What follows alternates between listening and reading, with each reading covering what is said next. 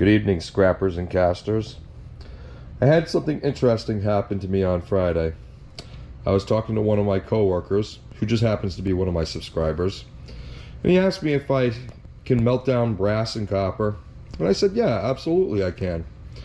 So he said that he would bring in something for me on Monday. Well, fast forward to today, I completely forgot about what he said, and well, he made a surprise visit to the shop today and brought all this scrap for me. So these pretty much are light switch covers that you would see in the floors of a store or any kind of building. Pretty much flip open, they have a plug underneath, and then they're flush with the ground pretty much, so people don't trip on them. So I had already started taking most of them apart. There's a little piece of steel right here for the hinges, so I removed that from most of them. And then I don't know what you would call these, but I'm thinking maybe like copper flashing of some sorts. Pretty heavy when you stack them on top of each other. Nice piece of #1 copper here. This was #2, but I cut off the end. There was a brass fitting on it, which is right here. But that's not the coolest thing. The coolest thing is this sign that he gave me, and I kind of don't want to melt this, and he told me with the stipulations that if I give you this stuff, you have to melt that sign. Well, when I show you what the sign is, you can kind of see my hesitation in wanting to scrap this. That literally came out of a building where there was an orchestra. So it kind of breaks my heart to scrap that, but I did tell him that I would melt it. I'm not going to do it in tonight's video, but I will do it in the future video. So anyways, Bill, thank you very much for the free scrap. I'm going to go ahead and melt this stuff down, and I got some brass keys in my little have a nice day mug. That's pretty much from today. 3 keys rather. And I'm actually going to go ahead and cast this crucifix out of the brass. I've made one before. I have it in my curio cabinet at home, but I didn't really like how it came out. One side was a little longer than the other because I did an open pour, which is what I plan on doing tonight. But I was definitely a noob when I did that originally. It was one of the first things I sand casted. So I'm going to try it again. We've still got a little bit of brass left in there from the last melt. A little bit of flux on top. You can tell it's pretty much glass. That white spongy stuff, that is the zinc oxide that I told you about in my previous video. And that's really hazardous to breathe in, especially when it's in the air. So I'm going to go ahead and get the crucible loaded with this stuff. See how we did with that. I probably won't be able to fit these in. Yeah, I might have to cut these. That's not a big deal. So we'll put some of this stuff in here. And once it's fully loaded, we'll bring you back and we'll start the furnace and proceed the melting.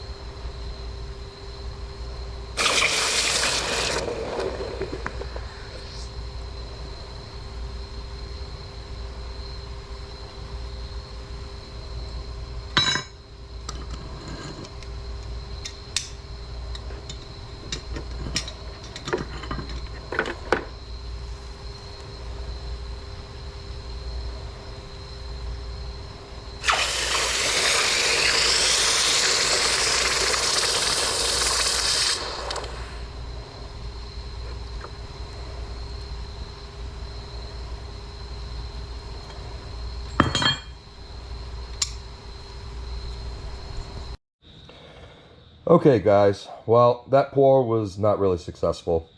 The reason being is when you're casting in sand and you're using a flat object for a mold, it's pretty flat on all the sides here. And what happens is when you have it flipped over, you flip it, this is the part that's on top. When you try to remove it, it actually pulls the edges with it, and that's why the mold didn't look that good. There was a slight bevel on the edges here. It would have actually came out a lot nicer, but you saw how it came out. Well, I decided to use the rest of the brass and make this square plate. This is just going to go for scrap. I'm not really going to keep this as an ingot. It's not really that great looking. It's got a big hole right there, and it was pretty rough on the back. But I could always just remelt it down in the future in my bigger furnace when I finally get it set up. But the crucifix itself, it took a lot of cleanup. I wasn't going to do it, but here's how it looks. Detail's not that bad. In the original one here, there's a gap underneath him right here. And unfortunately that filled in on this one.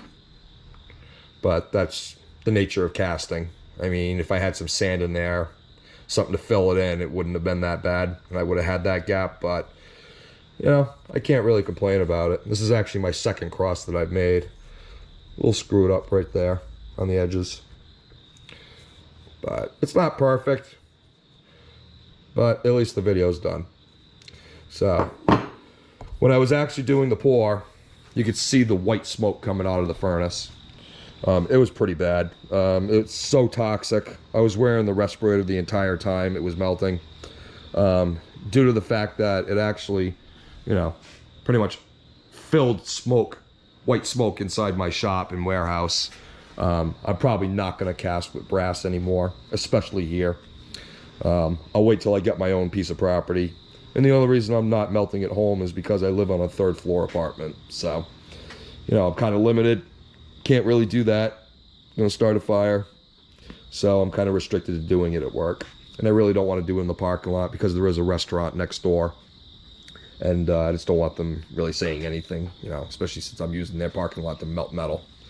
So, but pretty much this is what's left over in the furnace. I'm not going to touch it. You can see that white substance on there, that zinc oxide. I'm not going to touch it, obviously, because it's still piping hot.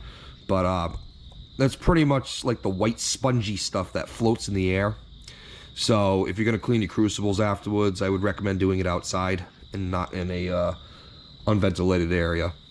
So that's some of the hazards to melting brass. But I really like this new crucible, though. This crucible is about a $30 crucible. And it just... all the material leaves the crucible very smoothly. I mean, I really like the way that it performs. That's actually a Salamander 3.7 kilo capacity crucible. So, anyways, thanks always for watching my videos. If you want to see further videos, just hit like and subscribe. That little bell notification in the top will alert you when there's a new video being done. So, as always, thanks for watching.